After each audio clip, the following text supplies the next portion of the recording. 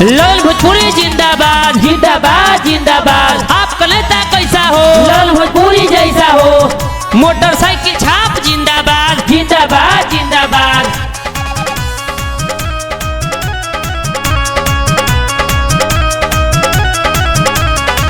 बाटे अच्छा ने कई रादा जनता में रहेला नी ज्यादा।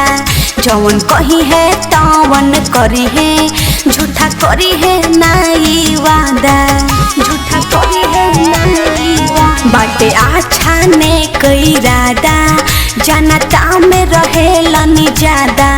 जवन कही है तवन करी है, झूठा करी है नाई वादा। केहू के सुनी हो जानी भैया पर पंच, दोसरा के सुनी हो जानी भैया पर पंच। अरे गौआ के दुलरुआ हवन ललन भोजपुरी, इनके के बनई है सरपंच। अरे मोहर मोटर साइकिल पला गई है ए हमार चाचा, इनके के बनई है सरपंच। लाठान पंचायत के सरपंच कैसा हो? भोजपुरी जैसा हो।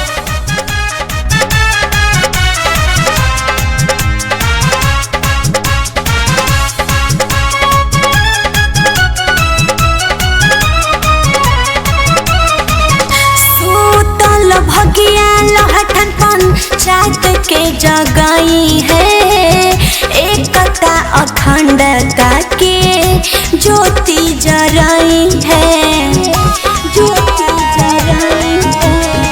सूतल भगिया लहठन पंचायत के जगई है, एकता अखंडता के ज्योति जराई है।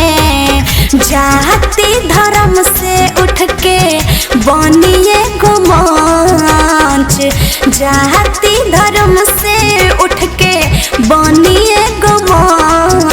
पंचायत के दुलरुआ हमें ललन भोजपुरी, इनके के बनई है सरपंच। अरे मोहर मोटर साइकिल पला गई है हमार चाची, इनके के बनई है सरपंच।